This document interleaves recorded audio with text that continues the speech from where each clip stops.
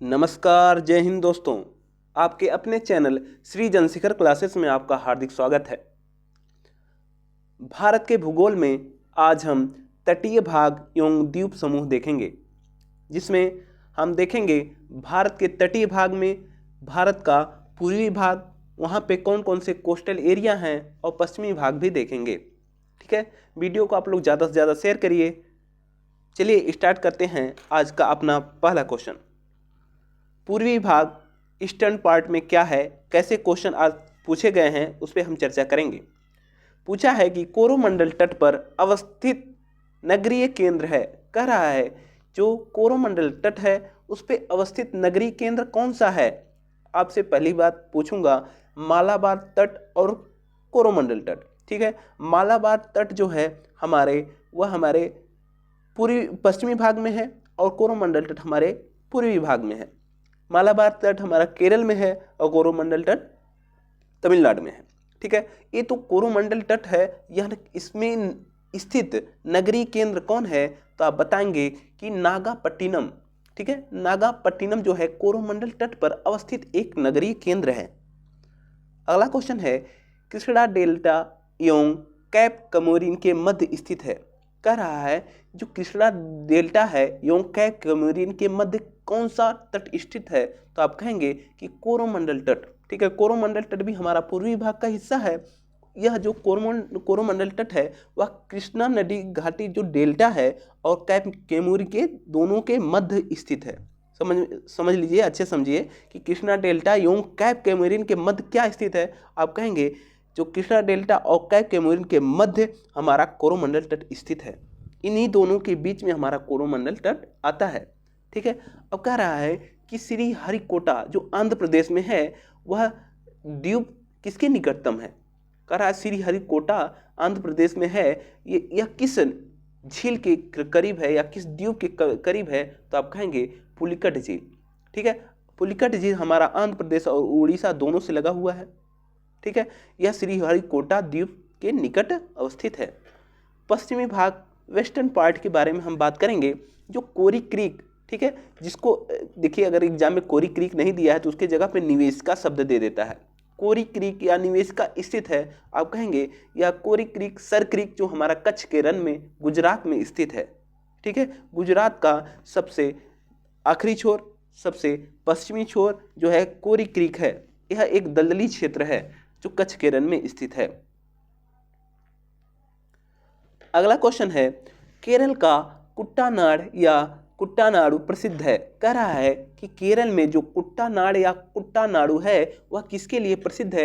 आप कहेंगे भारत का न्यूनतम ऊंचाई वाला क्षेत्र या केरल का कुट्टानाड। वेरी इंपॉर्टेंट क्वेश्चन है दोस्तों, भारत का न्यूनतम ऊंचाई वाला क्षेत्र कौन है। आपसे कोई पूछ लिया कि भारत का न्यूनतम ऊंचाई वाला क्षेत्र कौन है, आप कहेंगे यह केरल राज्य में स्थित कुट्टानाड या कुट्टानाडु बहुत ही प्रसिद्ध क्षेत्र है जो भारत के सबसे न्यूनतम ऊंचाई वाला क्षेत्र है। ठीक है, चलिए अगला क्वेश्चन देखते हैं। अगला क्वेश्चन है वह राज्य जिसमें औसत समुद्र तल के संदर्भ में न्यूनतम ऊंचाई वाला बिंदु है। कह रहा है कि वह कौन सा राज्य है जिसमें औसत समुद्र तल से सबसे न्यूनतम ऊंचाई स्थित है। आप कहेंगे केरल। केरल एक ऐसा राज्य है जहां पे न्यूनतम सबसे ऊंचाई वाला समुद्र तल पर स्थित है। वह कौन है, आप कहेंगे कुट्टानाड। ठीक है, सेम टू सेम वही क्वेश्चन है, बस वह उसमें पूछ लिया है कौन सा स्थान है और कहाँ है, और यहाँ पे सीधे पूछ लिया कि समुद्र तल के संदर्भ में सबसे नीची ऊंचाई वाला क्षेत्र जो स्थित है वह किस राज्य में स्थित है, और वहाँ राज्य के साथ नाम भी दे दिया है। ठीक है, चलिए अगला क्वेश्चन है जो द्वीप समूह है। ठीक है, आइसलैंड से संबंधित जो प्रश्न है उसके बारे में हम देखेंगे। ठीक है, पहला क्वेश्चन है अंडमान और निकोबार द्वीप समूह का एक द्वीप नहीं है। ठीक है, कह रहा है कि अंडमान और निकोबार द्वीप समूह का एक द्वीप नहीं है, तो आप कहेंगे अमीन द्वीप जो है यह हमारा अंडमान और निकोबार द्वीप समूह का एक द्वीप नहीं है। भारतीय द्वीपों में से वह द्वीप जो भारत और श्रीलंका के मध्य स्थित है। यह बेहद ही महत्वपूर्ण क्वेश्चन है कि भारत और श्रीलंका के मध्य स्थित भारत का वह कौन सा द्वीप है, तो आप कहेंगे रामेश्वरम। रामेश्वरम द्वीप है जो भारत और श्रीलंका के मध्य में स्थित है। भारत का सर्वाधिक आबादी वाला द्वीप कौन है, तो आप कहेंगे भारत का सर्वाधिक आबादी वाला द्वीप हमारा साल्सेट द्वीप है। साल्सेट द्वीप जो भारत का सर्वाधिक आबादी वाला देश द्वीप है। पाक की खाड़ी अवस्थित है। आप कहेंगे आपको याद रखना है कि पाक की खाड़ी, इसमें आप पाकिस्तान को ना समझ लीजिएगा, ठीक है। ये पाक की खाड़ी जो है यह मन्नार की खाड़ी तथा बंगाल की खाड़ी के मध्य स्थित है, ठीक है। पाक की खाड़ी ये आप देखेंगे गुजरात वाले क्षेत्र में, ठीक है। जैसे हम गुजरात वाला क्षेत्र है, इस गुजरात के क्षेत्र में ही हम देखेंगे वहाँ पे कच्छ की खाड़ी भी है और मन्नार की भी खाड़ी है। उन्हीं के बीच में कह रहा है कि मन्नार की खाड़ी और कच्छ की खाड़ी के बीच में कौन सी खाड़ी स्थित है, तो आप कहेंगे पाक की खाड़ी, ठीक है। मन्नार की खाड़ी तथा बंगाल की खाड़ी के बीच पाक की खाड़ी अवस्थित है। बेलीकोंडा समूह की संरचना किसका संरचनात्मक हिस्सा है, तो आप कहेंगे जो बेलीकोंडा समूह है वह किसका संरचनात्मक हिस्सा है, तो आप कहेंगे पूर्वी घाट का, ठीक है। हमारे पूर्वी घाट का हिस्सा कौन है, तो आप कहेंगे बेलीकोंडा समूह, ठीक है। अगला क्वेश्चन हमारा सुमेलित करने के लिए दिया गया है। कहा है कि बेंत सखारोधर कहाँ पे अवस्थित है। कह रहा है कि बेंत सखोधर कहाँ स्थित है, आप कहेंगे कच्छ की खाड़ी में स्थित है। कहाँ पे है, तो आप कहेंगे कच्छ की खाड़ी में। पीरम कहाँ अवस्थित है, ये सभी द्वीप हैं दोस्तों, कि पीरम द्वीप कहाँ स्थित है, तो आप कहेंगे ये खंभात की खाड़ी में स्थित है। और द्वारिका जो है यह किस क्षेत्र में, यह कहाँ का द्वीप है, तो आप कहेंगे द्वारिका द्वीप अरब सागर तट पर स्थित है, ठीक है। और द्वीप क्या है, तो आप कहेंगे द्वीप जो है हमारा कठियावाड़ तट पे है, ठीक है। बेंत सखोदर तो आप कहेंगे कच्छ की खाड़ी में है। पीरम द्वीप खंभात की खाड़ी में है। द्वारका द्वीप अरब सागर तट पे है और द्वीप है वह कठियावाड़ तट पे स्थित है। भारत में बैरन ज्वालामुखी द्वीप कहाँ स्थित है, तो आप कहेंगे भारत का एकमात्र सक्रिय ज्वालामुखी जो बैरन द्वीप ज्वालामुखी है जो अंडमान निकोबार द्वीप समूह पर स्थित है। आप कहेंगे अंडमान द्वीप समूह पर बैरन एक सक्रिय ज्वालामुखी स्थित है। वह द्वीप जो भारतीय तट रेखा के सुदूरस्थ द्वीप के श्रेणी में आता है, तो आप कहेंगे भारतीय तट रेखा से सुदूरस्थ द्वीप की श्रेणी कौन है, तो आप कहेंगे मिनिकॉय द्वीप। मिनिकॉय द्वीप जो है भारतीय तट रेखा से सुदूरवर्ती द्वीप है, ठीक है। अन्य तथ्य देखते हैं।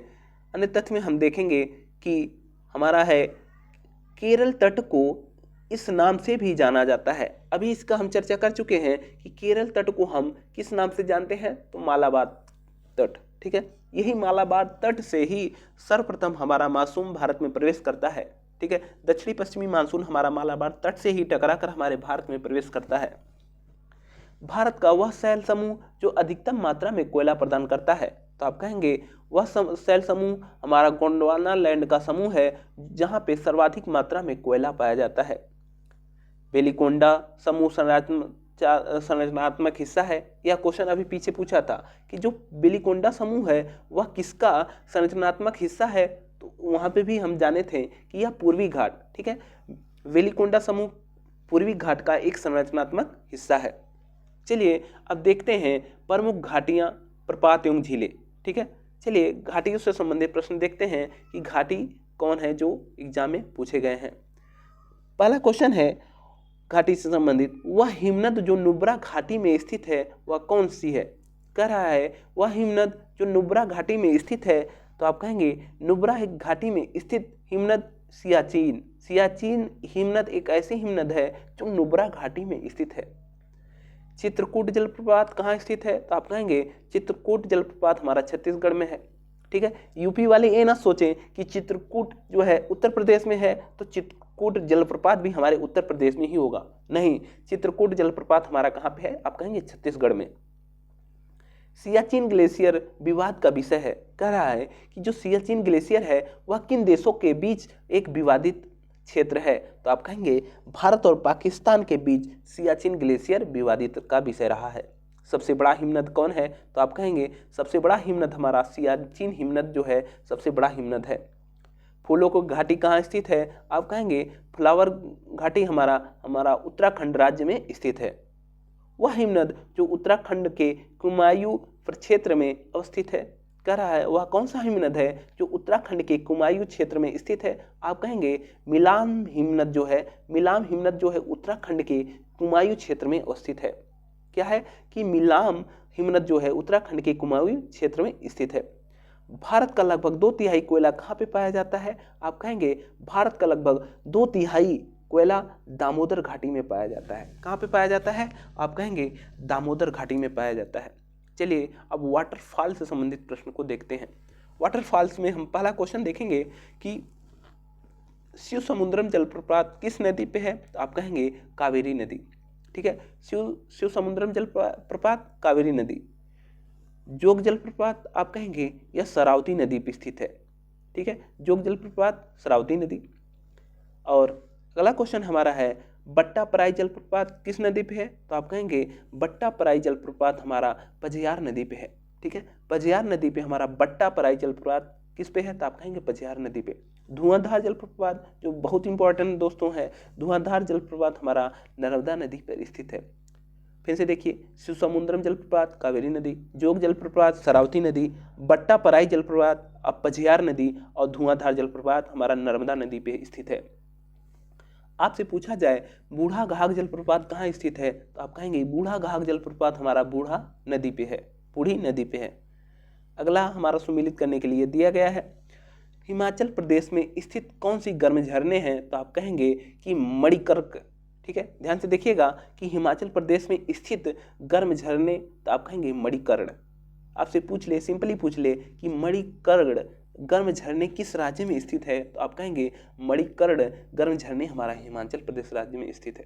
ठीक है, आप थोड़ा इसको सूची 2 को सूची 1 में मिलाइए। ठीक है, थोड़ा उल्टा करिए तो आपको अच्छे समझ में आएगा। जैसे आपसे पूछ लिया कि तप्त पानी गर्म झरने किस राज्य में है? तो आप कहेंगे तप्त पानी झरने हमारा उड़ीसा राज्य में स्थित है। अब पूछ ले कि ब्रजेश्वरी गर्म झरने किस राज्य में स्थित है? तो आप कहेंगे ब्रजेश्वरी हमारा महाराष्ट्र में स्थित है और वह एक गर्म झरना है जो महाराष्ट्र राज्य में स्थित है। नारायणी झरना जो हमारा एक गर्म झरना है जो राजस्थान राज्य में स्थित है। ठीक है, चलिए अगला क्वेश्चन है उष्मागतिकी या थर्मोडायनेमिक की रूप में कार्बन का सबसे स्थिर रूप है। कह रहा है कि जो है थर्मोडायनेमिकली या उष्मागतिकीय रूप में कार्बन का सबसे स्थिर रूप कौन सा होता है? तो आप कहेंगे ग्रेफाइट। ग्रेफाइट जो है यह उष्मागतिकीय या थर्मोडायनेमिकली रूप से कार्बन का सबसे स्थिर रूप होता है। फिर सूची मिलान करने के लिए दिया है, तो आपसे पूछ रहा है कि भारत की जलप्रपात और वो किस राज्य में स्थित है। ठीक है, बरकाना जलप्रपात आप कहेंगे बरकाना जलप्रपात हमारा कर्नाटक राज्य में स्थित है।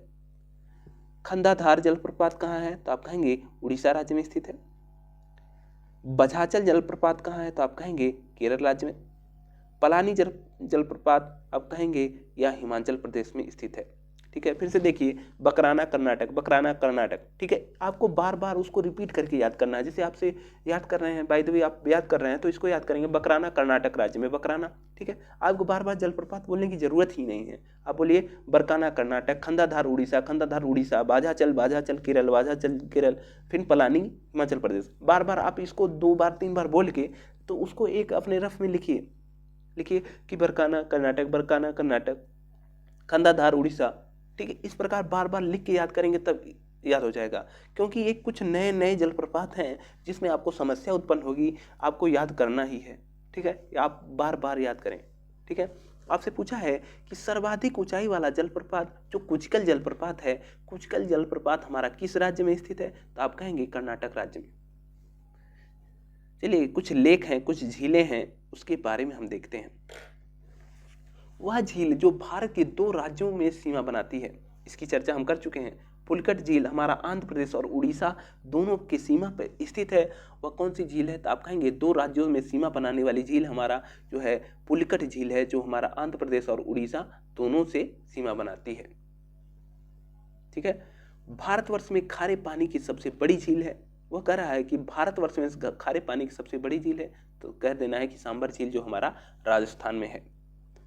भारत के पूर्वी तट पर स्थित सबसे बड़ी लैगून झील, देखिए कह रहा है कि बड़ी भी हो और लैगून झील हो।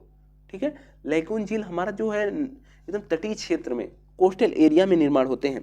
ठीक है, तो भारत के पूर्वी तट पर स्थित सबसे बड़ी लैगून झील पूछा है, पूर्वी तट पर भी हो और सबसे बड़ी झील लैगून झील हो, तो आप कहेंगे चिल्का झील। चिल्का झील जो है उड़ीसा राज्य में स्थित है, वह पूर्वी तट पर स्थित है और सबसे बड़ी लैगून झील है। ऐसे नहीं आपसे पूछा है कि भारत की सबसे बड़ी लेगून झील पूछा है, नहीं, पूर्वी तट पर स्थित सबसे बड़ी लेगून झील है तो आप कहेंगे चिल्का झील। भारत की सबसे बड़ी मीठे पानी की झील, आप कहेंगे बुलर झील जो है भारत की सबसे बड़ी मीठे पानी की झील है। वह जलाशय जिसमें मध्य प्रदेश में हरसूद नगर जलमग्न हुआ है। कह रहा है कि मध्य प्रदेश का हरसूद नगर किसके द्वारा जलमग्न हुआ है, तो आप कहेंगे इंदिरा सागर जलाशय के कारण मध्य प्रदेश का हरसूद नगर जलमग्न हुआ है। रहस्यमय झील के नाम से किसे जाना जाता है, तो आप कहेंगे हमारा रूपकुंड झील जो है एक रहस्यमय झील के रूप में जाना जाता है। मुंबई की मीठी नदी किसको कहा जाता है, तो आप कहेंगे बिहार झील। याद रखना, बहुत ही इंपॉर्टेंट क्वेश्चन है, मुंबई की मीठी नदी किसे कहा जाएगा, तो आप कहेंगे बिहार झील को। चिल्का झील स्थित है, आप कहेंगे यह उड़ीसा राज्य में स्थित है। यह पूर्वी तट पर स्थित सबसे बड़ी लेगून झील है। आपसे यह भी पूछ सकता है कि चिल्का झील कैसी झील है, तो आप कहेंगे यह लेगून झील है और पूर्वी तट पर स्थित सबसे बड़ी लेगून झील है। भारत की फुल्लर झील कहाँ पे स्थित है, तो आप कहेंगे फुल्लर झील हमारा उत्तर प्रदेश राज्य में स्थित है। फिर सुमेलित करने के लिए अन्य तथ्य दिया है, हिमनद और उसकी स्थिति पूछा है। हिमनद, तो आप कहेंगे हिमनद जो है सियाचिन हिमनदी, हिमनद पूछा, सियाचिन हिमनद कहाँ है, तो आप कहेंगे नुब्रा घाटी में। बैफो हिमनद कहाँ है, तो आप कहेंगे ब्राबलोह घाटी में। बारासिगरी हिमनदी कहाँ है, तो आप कहेंगे चंद्र घाटी में। सोनापानी हिमनदी कहाँ स्थित है, तो आप कहेंगे चंद्र घाटी लाहौर में। फिर से देखिए, सियाचिन हिमनद नुब्रा घाटी, बैफो हिमनद बाबरोलोह घाटी, बारासिगरी हिमनद चंद्र घाटी, सोनापानी हिमनद चंद्र घाटी। कुछ दर्रे देखते हैं। माना धर्मा नीति माना, ठीक है, याद रखना 3 दर्रे, धर्मा नीति माना लिपुलेख, 4 दर्रे, धर्मा नीति माना लिपुलेख, ये 4 दर्रे जो यह हमारे कहाँ पे है, तो आप कहेंगे उत्तराखंड राज्य में। धर्मा नीति माना और लिपुलेख दर्रा, ठीक है। अब नीति दर्रा, फिर इसको भी आप कहेंगे उत्तराखंड में। दीफू दर्रा याद रखना है, दीफू दर्रा हमारा अरुणाचल प्रदेश में है। और अघिल दर्रा वेरी इंपॉर्टेंट है, जो लद्दाख में है, ठीक है। ये नॉर्मली सभी टीचर पढ़ाते हैं कि माना, धर्मा, नीति, माना ये सब उत्तराखंड राज्य में है। दीफू भी ये सबको पता होता है कि अरुणाचल प्रदेश में है। लेकिन एक नया दर्रा मिला है जो हमारा अघिल दर्रा है, जो हमारे लद्दाख में स्थित है। अघिल दर्रा लद्दाख। वह कारण जो भारत के उत्तर पश्चिमी भाग में शीत ऋतु में होने वाली वर्षा है। कह रहा है उत्तर भारत में उत्तर पश्चिमी भाग में शीत ऋतु में वर्षा होने का कारण क्या है, तो आप कहेंगे पश्चिमी विक्षोभ। पश्चिमी विक्षोभ में हमारी पश्चिमी विक्षोभ जल कहाँ से प्राप्त करती है, तो आप कहेंगे भूमध्य सागर से, ठीक है। भूमध्य सागर से जल को उठाकर वह हमारे भारत के उत्तरी पश्चिमी भाग में सर्वाधिक वर्षा करवाती है और शीत ऋतु में वर्षा कराती है, वह पश्चिमी विक्षोभ के रूप में जानी जाती है। चौराबड़ी ग्लेशियर अवस्थित है, तो आप कहेंगे केदारनाथ मंदिर के उत्तर में हमारा चौराबड़ी ग्लेशियर स्थित है, ठीक है। चलिए दोस्तों, आज का हम टॉपिक यहीं तक रहने देते हैं। कल का हमारा टॉपिक होगा भारत के प्रमुख दर्रे, ठीक है। पहले दर्रे देख लेंगे, फिर उसके बाद भारत में मानसून किस प्रकार प्रवेश करता है, किस तट पे टकराता है, सर्वाधिक बारिश कहाँ होती है, हमारे दोनों मानसून जो हमारे पश्चिमी तटीय मानसून और पूर्वी तटीय मानसून जो मिलकर कहाँ पे सर्वाधिक वर्षा कराते हैं, लौटता हुआ मानसून कैसे वर्षा कराता है, इस पर चर्चा करेंगे। बादल का निर्माण कैसे होता है, ठीक है, संघनन, सबके बारे में हम चर्चा करेंगे, ठीक है। फिर उसके बाद हमारा फॉरेस्ट टॉपिक आएगा, ठीक है। दोस्तों आज के लिए बहुत बहुत धन्यवाद। आप लोग वीडियो को ज़्यादा से ज़्यादा शेयर करिए।